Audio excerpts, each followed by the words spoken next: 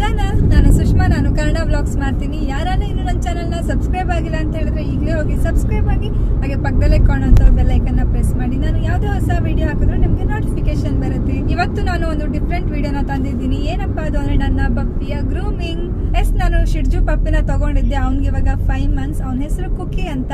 First time ಅವನಿಗೆ grooming ಮಾಡಿಸೋದಕ್ಕೆ ಹೋಗ್ತಾ ಇದ್ದೀವಿ. ಹೇಗೆ ಮಾಡಿಸ್ಕೊಂತಾನೆ ಅಂತ ನೋಡೋ ಕ್ಯೂರಿಯಾಸಿಟಿ ನಮ್ಗಂತೂ ಸಿಕ್ಕಾಪಟ್ಟೆ ಇದೆ. ನೋಡೋಣ ಅಲ್ಲಿ ಹೋದ್ರ ಮೇಲೆ ಬಿಡ್ತಾನಾ ಇಲ್ವಾ ಅನ್ನೋದನ್ನ. ಅವನ್ನ ನಿಮ್ಗೆ ಇಂಟ್ರೊಡ್ಯೂಸ್ ಮಾಡಿಸ್ಲಿಲ್ಲ ಅಲ್ವಾ. Here is my Cookie. Full ಕಪ್ಪು ಕಪ್ಪು ಕಪ್ಪು ಆಗ್ಬಿಟ್ಟಿದ್ದಾನೆ. ಹೇರ್ ಗ್ರೂಮಿಂಗ್ ಎಲ್ಲಿ ಮಾಡಿಸ್ತಾ ಇದೀವಿ ಅಂತ ಇನ್ನೂ ಶೋರ್ ಇಲ್ಲ, ಬಟ್ ಉಡುಪಿಗೆ ಹೋಗ್ತಾ ಇದೀವಿ. ನೋಡೋಣ ಎಲ್ಲಿ ಚೆನ್ನಾಗಿ ಮಾಡ್ತಾರೆ. ರಿವ್ಯೂಸ್ ನೋಡ್ಕೊಂಡು ಕಾಲ್ ಮಾಡ್ತಾ ಇದ್ದೀನಿ. ಹೋಪ್ಸ್ ಒಳ್ಳೆ ಕಡೆ ಸಿಗುತ್ತೆ ಅಂತ ಅನ್ಕೊಂಡಿದೀನಿ. ಅಲ್ಲಿ ಹೋದ್ರ ಮೇಲೆ ಮತ್ತೆ ಸಿಗ್ತೀನಿ.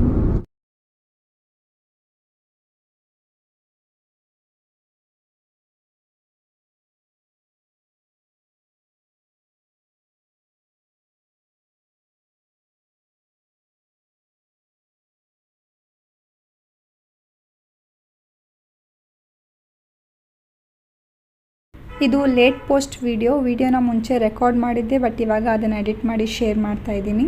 ಈ ಶಾಪ್ ಇರೋದು ಮಣಿಪಾಲದಲ್ಲಿ. ಆನ್ ದ ವೇ DC ಆಫೀಸ್ಗೆ ಹೋಗೋ ರೋಡಲ್ಲಿ ಸಿಗುತ್ತೆ. ಶಾಪ್ ವಿಡಿಯೋ ಮಾಡೋದಕ್ಕಾಗಿಲ್ಲ, ಲೇಟ್ ಆಗಿತ್ತು ಅಂತ ಬೇಗ ಹೋದ್ವಿ. ನಮಗೆ ಅಪಾಯಿಂಟ್ಮೆಂಟ್ ಇದ್ದಿದ್ದು 11 o'clockಗೆ, ಬಟ್ ನಾವು ರೀಚ್ ಆಗೋಷ್ಟರಲ್ಲಿ 12 ಆಗಿತ್ತು. ಅಲ್ಲಿಗೆ ಹೋದ್ಮೇಲೆ ಗೊತ್ತಾಯಿತು ಅವ್ರು ಇನ್ನೊಂದು ಅಪಾಯಿಂಟ್ಮೆಂಟಿಂದ ಬರೋದು ಲೇಟ್ ಆಗುತ್ತೆ ಅಂತ. ಸೊ ನಾವಲ್ಲಿ ವೆಯ್ಟ್ ಮಾಡ್ತಾ ಇದ್ವಿ. ಪ್ಲೇಸ್ ನೋಡ್ಬೋದು ಎಷ್ಟು ನೀಟಾಗಿ ಚೆನ್ನಾಗಿದೆ ಅಂತ, ಹೈಜೀನ್ ಆಗಿತ್ತು.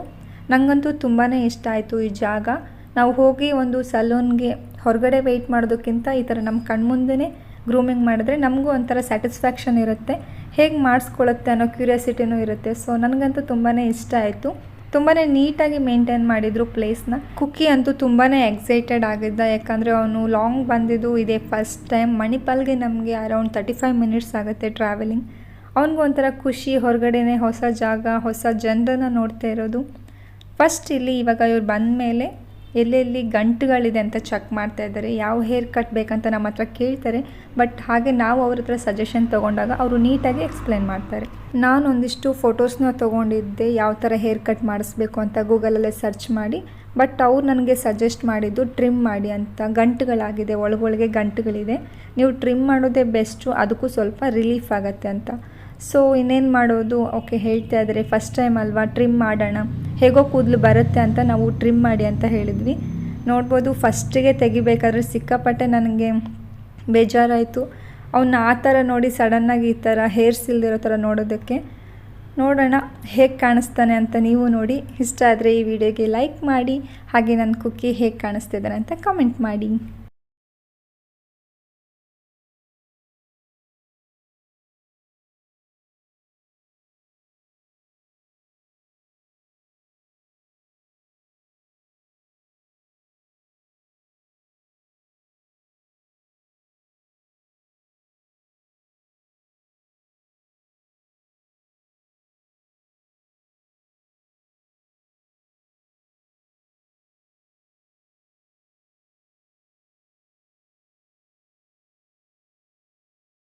ಹೇರ್ ಟ್ರಿಮ್ ಮಾಡುವಾಗ ಒಂದಿಷ್ಟು ಇನ್ಫಾರ್ಮೇಷನ್ಸ್ನ ಕೊಡ್ತಾರೆ. ಯಾವ ರೀತಿ ಮೇಂಟೈನ್ ಮಾಡಬೇಕು, ಯಾವ ರೀತಿ ಶಾಂಪೂನ ನಾವು ಯೂಸ್ ಮಾಡಬೇಕು ಅಂತ. ತುಂಬಾ ಇಷ್ಟ ಆಯಿತು ನನಗೆ. ತುಂಬಾ ಪೊಲೈಟ್ ಆಗಿದ್ದರು.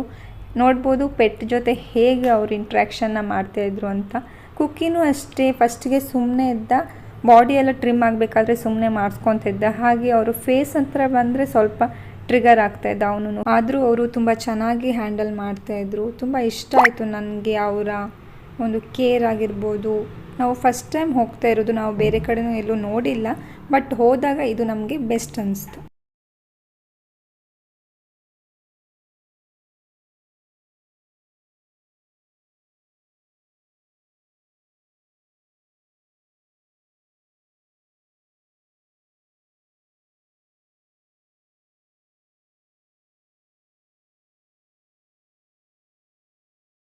ಅವನಿಗೂ ಭಯ ಆಗ್ತಿರ್ಬೋದು ಆ ಸೌಂಡ್ಗೆ, ಟ್ರಿಮ್ಮರ್ ಸೌಂಡ್ಗೆ ಅವನು ರಿಯಾಕ್ಟ್ ಆಗ್ತಿದ್ದ. ನೋಡ್ಬೋದು ಹೇಗೆ ಅವನು ರಿಯಾಕ್ಟ್ ಮಾಡ್ತಿದ್ದ ಅಂತ. ಅವ್ರಿಗೆ ಕಚ್ಚೋದಕ್ಕೆ ಹೋಗೋ ಥರ ರಿಯಾಕ್ಟ್ ಮಾಡ್ತಿದ್ದ.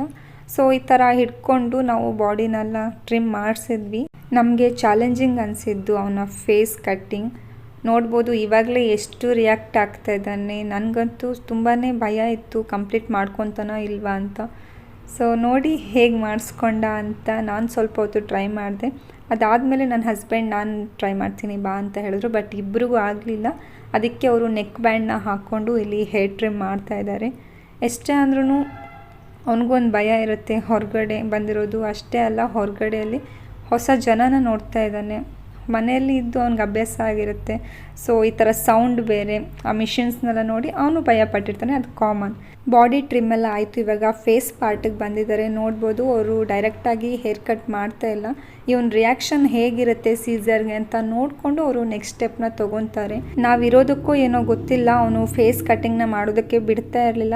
ಆವಾಗ ಅವ್ರು ಹೇಳಿದ್ದು, ನೀವು ಹೊರಗಡೆ ಇರಿ, ಓನರ್ಸ್ ಇದ್ದರೆ ಪೆಟ್ಗಳು ಅದೇ ಥರ ರಿಯಾಕ್ಟ್ ಮಾಡ್ತವೆ ಅಂತ. ಸೊ ಆಯಿತು ಅಂತ ನಾವು ಹೊರಗಡೆ ಬಂದ್ವಿ. ಕೆಳಗಡೆ ಎಲ್ಲೂ ಹೋಗಿಲ್ಲ, ಅಲ್ಲೇ ಹೊರಗಡೆ ನಿಂತಿದ್ವಿ ಮಿರರ್ಗಿಂತ ಆ ಕಡೆ. ಬಟ್ ನೋಡ್ಬೋದು ಅವನು ನಾವು ಯಾವ ಕಡೆ ಹೋಗ್ತೀವಿ ಆ ಕಡೆ ನೋಡ್ತಾ ಇದ್ದಾನೆ. ಹಾಗೆ ಅಷ್ಟೇ ಚೆನ್ನಾಗಿ ಕಟ್ಟಿಂಗ್ನೂ ಸಹ ಮಾಡಿಸ್ಕೊಂಡ. ನಮಗನ್ನಿಸ್ತು ಅಲ್ವಾ, ಇವ್ರು ಎಷ್ಟು ಕರೆಕ್ಟಾಗಿ ಹೇಳಿದ್ದಾರೆ, ಓನರ್ಸ್ ಇದ್ದರೆ ಮಾಡಿಸ್ಕೊಳ್ಳಲ್ಲ ಅನ್ನತ್ತೆ, ಯಾರೂ ಇಲ್ಲ ಅಂತ ಹೇಳಿದ್ರೆ ಎಷ್ಟು ನೀಟಾಗಿ ಮಾಡಿಸ್ಕೊತಾ ಇದ್ದಾನೆ ಅಂತ. ಹಾಗೆ ಅವನ್ನ ಇಲ್ಲಿ ಬಿಟ್ಟೋಗೋದಕ್ಕೂ ನಮ್ಗೆ ಇಷ್ಟ ಇರಲಿಲ್ಲ. ಬಿಟ್ಟೋದ್ರೆ ಹೇಗೆ ಅಲ್ಲಿ ರಿಯಾಕ್ಟ್ ಮಾಡ್ತಾನೋ ಅಂತ ಭಯನೂ ಇರುತ್ತೆ. ಸೊ ನಾವು ಅಲ್ಲೇ ನಿಂತು ವೆಯ್ಟ್ ಮಾಡ್ತಾಯಿದ್ವಿ. ಅರೌಂಡ್ 3 hours ಏನೋ ತೊಗೊಂಡಿದ್ದೀವಿ ಅನಿಸುತ್ತೆ ಹೇರ್ ಕಟ್ ಮಾಡಿಸೋದಕ್ಕೆ. ನೋಡ್ಬೋದು ಎಷ್ಟು ಚೆನ್ನಾಗಿ ಕ್ಯೂಟಾಗಿ ಕಾಣಿಸ್ತಾ ಇದ್ದಾನಂತ. ಇವಾಗ ಸ್ಕೂಲ್ಗೆಲ್ಲ ಮಕ್ಕಳನ್ನ ಬಿಡೋಕ್ಕೆ ಹೋದರೆ ಹೇಗೆ ರಿಯಾಕ್ಷನ್ ಕೊಡುತ್ತೆ ಆ ಥರ ಕೊಡ್ತಾ ಇದ್ದ. ನಾವು ಆ ಕಡೆ ಹೋದರೆ ಆ ಕಡೆ ನೋಡೋದು, ಈ ಕಡೆ ಬಂದರೆ ಈ ಕಡೆ ನೋಡೋದು. ಅದು ರಿಯಾಕ್ಷನ್ ನೋಡೋದಕ್ಕೆ ಒಂಥರ ಕ್ಯೂಟಾಗಿತ್ತು. ನಾವು ಎಷ್ಟು ಇವನ್ನ ಇಷ್ಟಪಡ್ತೀವೋ ಅವನು ಸಹ ನಮ್ಮನ್ನು ಅಷ್ಟೇ ಇಷ್ಟಪಡ್ತಾನೆ ಅನ್ನಿಸ್ತಿತ್ತು ಆ ರಿಯಾಕ್ಷನ್ ನೋಡಿದಾಗ. ಇಷ್ಟೊಂದು ಪ್ರೀತಿ ಸಿಗೋದು ನಮಗೆ ಪೆಟ್ಸಲ್ಲಿ ಮಾತ್ರ ಅನಿಸುತ್ತೆ. ಸೊ ಪ್ರತಿಯೊಂದು ಡಾಗ್ಸಲ್ಲೂ ನಾವು ಲವ್ ಆ್ಯಂಡ್ ಕೇರ್ನ ಎಕ್ಸ್ಪೆಕ್ಟ್ ಮಾಡ್ಬೋದು ಅಂದ್ಕೊಳ್ತೀನಿ.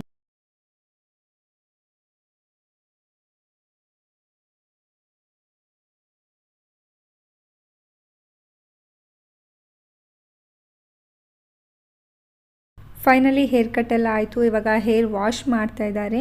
ನೋಡ್ಬೋದು ಎಷ್ಟು ಹಠ ಮಾಡ್ತಾನೆ ಅಂತ ಹೇರ್ ವಾಶ್ ಮಾಡ್ಕೊಡೋದಕ್ಕೂ. ಮನೇಲಿದ್ದರೂ ಅಷ್ಟೇ ಇದೇ ಥರ ಮಾಡ್ತಾನೆ. ಬನ್ನಿ ನೋಡೋಣ ಹೇರ್ ವಾಶ್ ಆದ್ರ ಮೇಲೆ ಹೇಗೆ ಕಾಣಿಸ್ತಾನೆ ಅಂತ.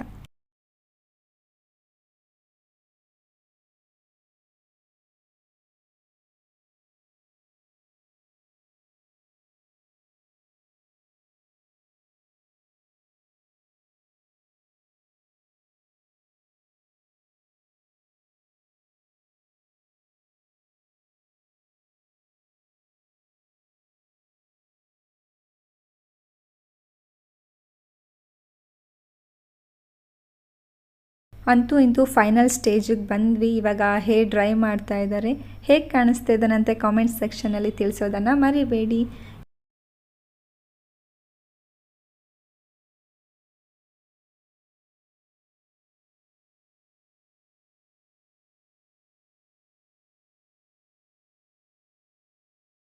ಹೇರ್ ಟ್ರಿಮ್ ಸ್ಟಾರ್ಟ್ ಮಾಡಬೇಕಾದ್ರೆ ಹೇಗೆ ರಿಯಾಕ್ಟ್ ಮಾಡ್ತಿದ್ದ, ಇವಾಗ ಹೇಗೆ ರಿಯಾಕ್ಟ್ ಮಾಡ್ತಾ ಇದ್ದಾನಂತ ನೋಡ್ಬೋದು.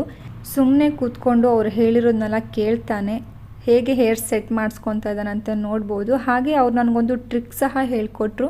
ಅವನೇನಾದರೂ ಜಾಸ್ತಿ ಟ್ರಿಗರ್ ಆದಾಗ ಹೇಗೆ ಸೈಲೆಂಟ್ ಮಾಡ್ಬೋದು ಅಂತ. ಅದನ್ನು ನೆಕ್ಸ್ಟ್ ವಿಡಿಯೋದಲ್ಲಿ ನಾನು ಅಪ್ಲೈ ಮಾಡಿ ನಿಮಗೆ ತೋರಿಸ್ತೀನಿ. ಸೊ ಫೈನಲಿ ಮೈ ಕುಕೀಸ್ ರೆಡಿ. ಹೇಗೆ ಕಾಣಿಸ್ತಾ ಇದ್ದಾನೆ? ಬನ್ನಿ ಇವಾಗ ಕೆಳಗಡೆ ಹೋಗೋಣ. ಅವನಿಗೊಂದಿಷ್ಟು ಶಾಪಿಂಗ್ ಸಹ ಇದೆ, ಶಾಪಿಂಗ್ ಮಾಡೋಣ.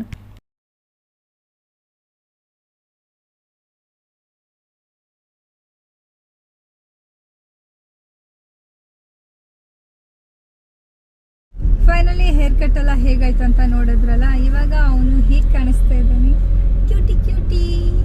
ಕಣ್ಣು ಮೂಗು ಬಾಯಿ ಎಲ್ಲಿದೆ ಅಂತ ಇವಾಗ ಆ್ಯಕ್ಚುಲಾಗಿ ಕಾಣಿಸ್ತಿದೆ ಅವನಿಗೆ. ಸ್ಟಾರ್ಟಿಂಗಲ್ಲಿ ತುಂಬಾ ಹಠ ಮಾಡಿಸ್ಕೊಳ್ಳೋಕ್ಕೆ ನಾನಂತೂ ಅಂದ್ಕೊಂಡಿದ್ದೀನಿ, ಆಗುತ್ತೋ ಫಿನಿಶ್ ಆಗುತ್ತೋ ಇಲ್ವೋ, ಅಥವಾ ಅರ್ಧಂಬರ್ಧ ಕಟ್ಟಿಂಗ್ ಮಾಡ್ಕೊಂಡು ಹೋಗೋದಾಗುತ್ತೆ ಅಂತ. So finally cutie. ಇವಾಗ ಇಲ್ಲಿಂದ ಹೊರಡ್ತಾ ಇದ್ದೀವಿ. ಹೋಗಬೇಕಾದ್ರೆ ಏನಾದರೂ ತಿನ್ನೋಣ ಅಂತ. ಟೈಮ್ ಆಲ್ರೆಡಿ 3:30 ಆಗಿದೆ. ನಾವು 12 o'clock ರೀಚ್ ಆಗಿದ್ವಿ. ಇಷ್ಟೊತ್ತವರೆಗೂ ಅಲ್ಲೇ ಆಯಿತು. ಬಟ್ ಇವನು ಬಿಟ್ಟು ಹೋಗೋದಕ್ಕೆ ನಮ್ಗೆ ಮನಸ್ಸಾಗಿಲ್ಲ. ಫಸ್ಟ್ ಟೈಮ್ ಮಾಡಿಸ್ತಾ ಇರೋದಲ್ಲ, ಹೇಗೆ ಮಾಡ್ಕೊಳ್ತಾನೋ ಏನೋ ಅಂತ ಒಂದು ಡೌಟ್ ಇತ್ತು. ಸೊ ಅದಕ್ಕೆ ನಾವು ಅಲ್ಲೇ ವೆಯ್ಟ್ ಮಾಡ್ತಾ ಇದ್ವಿ.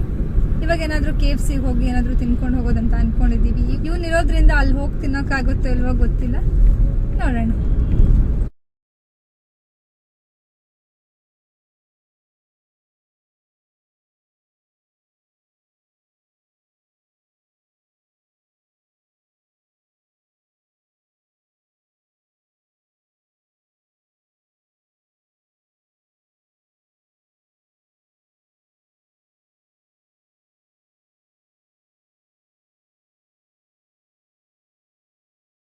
ಹಾಗೆ ಹೋಗ್ತಾ ಏನಾದರೂ ತಿನ್ಕೊಂಡು ಹೋಗೋಣ ಅಂತ ಇಲ್ಲ KFC ಹತ್ರ ನಿಲ್ಸಿದ್ದೀವಿ.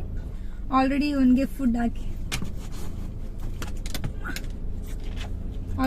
ಫುಡ್ ತಿನ್ಕೊಂಡ.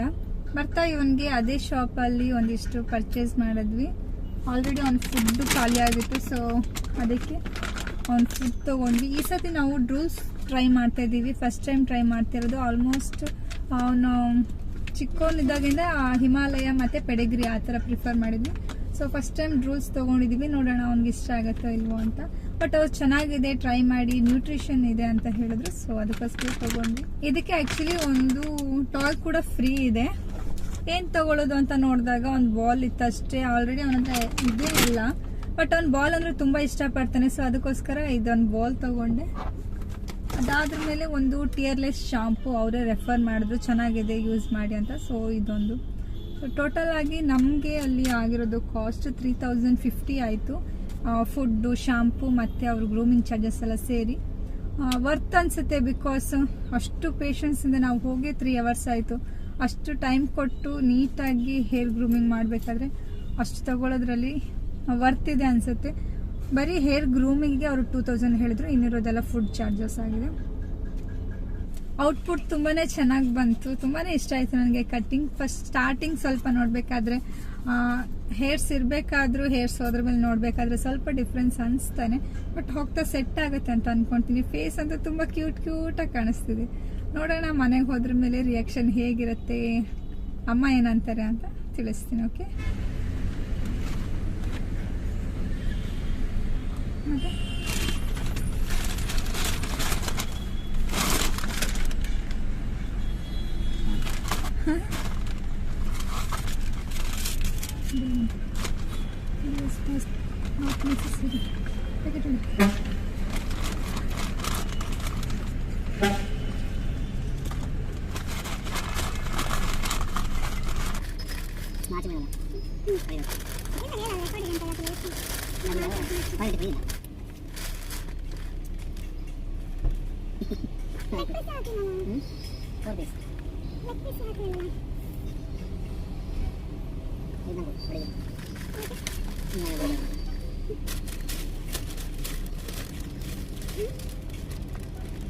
ಮತ್ತೆ ತಂದ್ರೆ ಸಾಕು.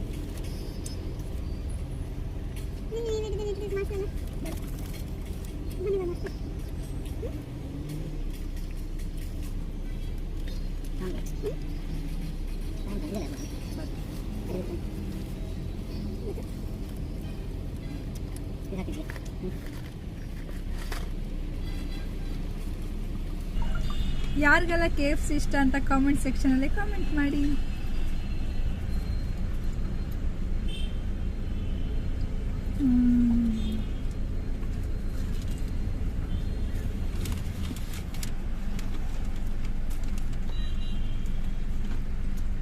ಟೈಮ್ ಎಷ್ಟಾಯ್ತು? 4. ಆಲ್ರೆಡಿ 4 ಗಂಟೆ ಆಗಿದೆ. ಇವಾಗ ಊಟ ಮಾಡ್ತಾ ಇದ್ದೀವಿ. ಬಟ್ ಹೊರಗಡೆ ಬಂದಾಗ ಕಾಮನ್ ಆಲ್ಮೋಸ್ಟ್ ನಾವು ಊಟ ಮಾಡೋದೊಂದು 3 o'clock ಮೇಲೇ ಇರುತ್ತೆ. ಅಭ್ಯಾಸ ಆಗ್ಬಿಟ್ಟಿದೆ.